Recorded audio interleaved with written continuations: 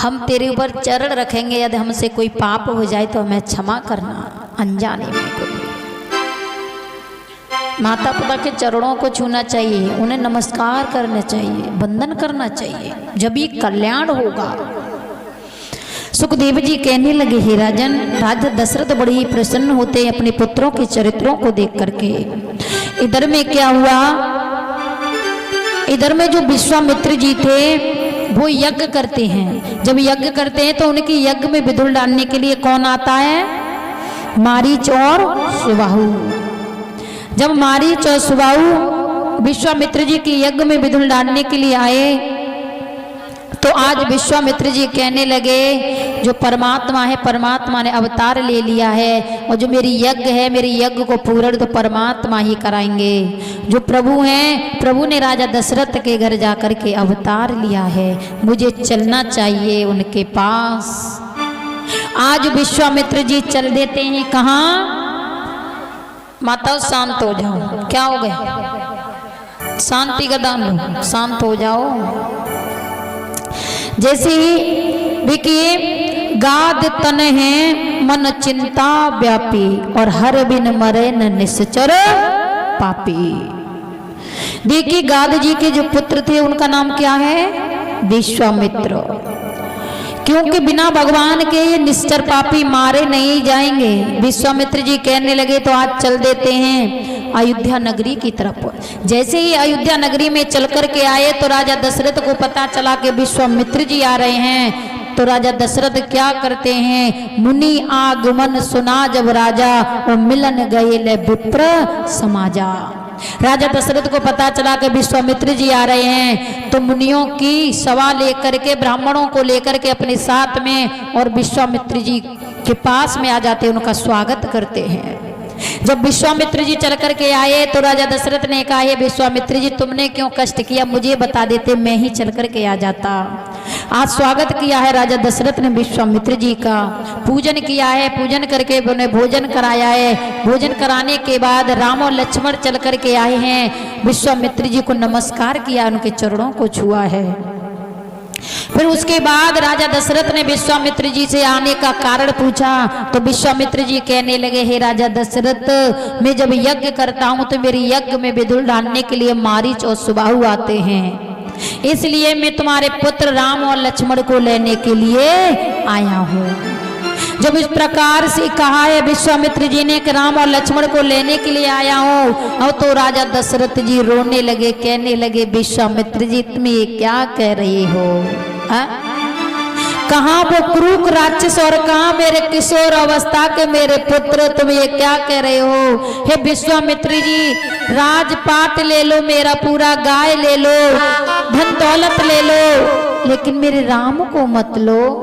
कहाँ वो क्रूर राक्षस और कहाँ मेरे किशोर अवस्था के पुत्र। रोकर के कहने लगे राजा दशरथ, सब सुत प्रिय मोए प्राण की नाही, सब सुत प्रिय मोए प्राण की नाही, राम देत नहीं बने गोसाई, राम देत नहीं बने गोसाई।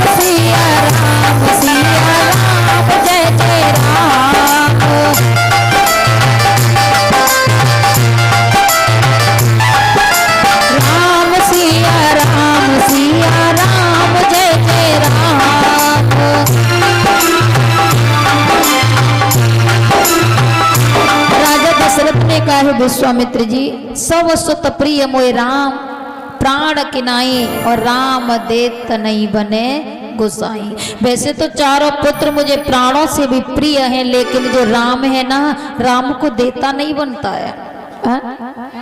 कहाँ निशाचर अति घोर कटोरा, कहाँ वो निशाचर पापी क्रूर राक्षस, और कहाँ मेरे किशोर अवस्था के पुत्र।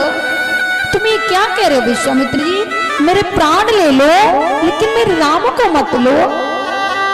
बार बार फूट फूट करके रोने लगे हैं राजा दशरथ। राजा दशरथ ने कहा, गुरु वशिष्ठ जी, विश्वामित्र जी को समझाओ ना, ये मेरे पुत्रों को मांग रहे हैं, राम और लक्ष्मण को।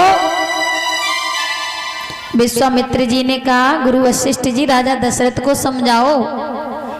राजा दशरथ को नहीं पता ये कोई साधारण बालक नहीं है, ये तो सच्चा परमात्मा है, लेकिन पुत्र मोह है, समझ नहीं पा रहे किसी की बात। लेकिन गुरु वशिष्ठ जी ने कहा, राजा दशरथ देखो, चिंता मत करो, विश्वामित्र जी तुम्हारे पुत्रों को लेकर के जाएंगे, लेकिन तुम्हारे पुत्रों की शादी कराएंगे।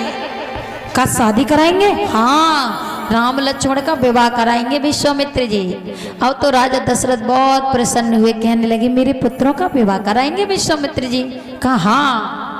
अब तो राजा दशरथ ने कहा, माता कौशल्या से आदेश और ले लो और ले जाओ राम और लक्ष्मण को अपने साथ। जैसे ही आज आदेश दिया है, विश्वामित्र जी के साथ में राम और लक्ष्मण चल देते हैं अपनी माता कौशल्या से आदेश लेकर के।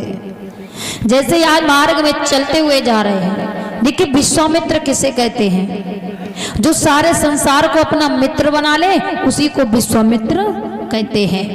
जो साक्षात परमात्मा आज विश्वामित्र जी के पीछे पीछे चलते हुए जा रहे हैं।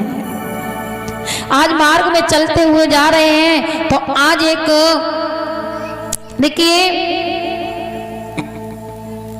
एक क्रूर राक्षसी मिलती है। कौन मिली? जब वो ताड़का नाम की एक राक्षसी मिली, तो मेरे प्रभु ने उस ताड़का का वध कर दिया। जब ताड़का का वध किया, उसके बाद विश्वामित्र जी ने राम और लक्ष्मण को बला और अत बला की विद्या सिखाई थी, जिससे भूख और प्यास अधिक नहीं लगती